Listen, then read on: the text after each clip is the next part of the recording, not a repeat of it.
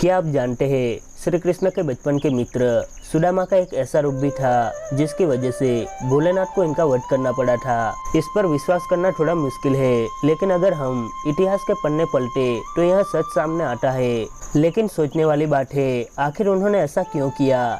दरअसल स्वर्ग के गोलोक में सुदामा और विरजा रहते थे। वहीं सुदामा विरजा से प्रेम करता था, लेकिन विरजा कृष्ण से प्रेम करती थी। एक बार विरजा और कृष्ण एक दूसरे में लीन थे, तभी वहां राधा आ गई। फिर क्या था, विरजा को श्री कृष्ण के साथ देखकर राधा ने विरजा को गोलोक से पृथ्वी पर निवास करने का श्राप दे दिया। इतना ही नहीं, कुछ कारणों के चलते उन्होंने सुदामा को भी पृथ्वी पर निवास करने का श्राप दे दिया, जिससे उन्हें स्वर्ग से पृथ्वी पर आना पड़ा।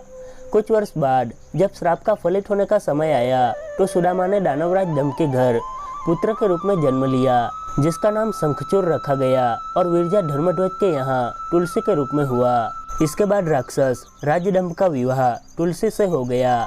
शंखचूड़ माता तुलसी से विवाह के बाद उनके साथ अपनी राजधानी वापस लौट आए।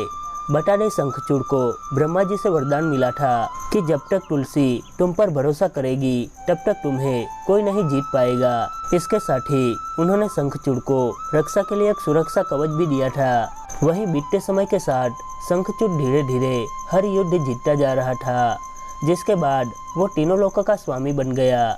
शंखचूड़ के क्रूर अत्याचारों से परेशान देवताओं ने ब्रह्मा से इसका समाधान मांगा। तभी ब्रह्मा जी ने इस समस्या के समाधान पर भगवान विष्णु से सुझाव मांगा, लेकिन विष्णु जी ने देवताओं को शिव जी से सुझाव लेने को कहा। देवताओं की परेशानी को समझते हुए शिव जी शंखचूड़ से युद्ध करने के लिए अपने पुत्रों कार्तिक और गणेश को इस युद्ध के लिए मैदान में उतारा। इसके बाद भद्रकाली ने भी अपनी विशाल सेना के साथ शंखचूड़ से युद्ध किया, लेकिन शंखचूड़ पर भगवान ब्रह्मा के वरदान के कारण वध कर पाना मुश्किल हो गया था।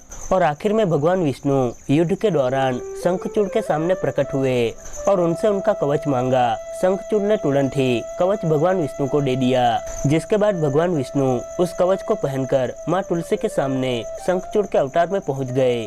उनके रूप को देखकर माँ तुलसी ने उन्हें अपना पति मानकर उनका आदर किया, सत्कार किया, और इससे माँ तुलसी की प्रतिव्रता नष्ट हो गई। पत्नी तुलसी की प्रतिव्रता में शंखचूड़ की शक्ति बसी थी।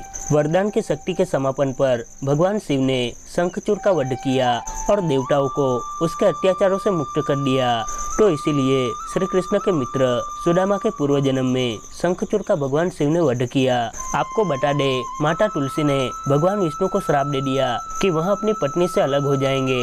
राम के अवतार में भगवान विष्णु को माता सीता से अलग होना पड़ा था। वहीं भगवान को पत्थर का होते देख सभी देवी देवताओं में हाहाकार मच गया। फिर माता लक्ष्मी ने तुलसी से प्रार्थना की, तब उन्होंने जगत के कल्याण के लिए अपना श्राप वापस ले लिया और खुद जलकर सती हो गई।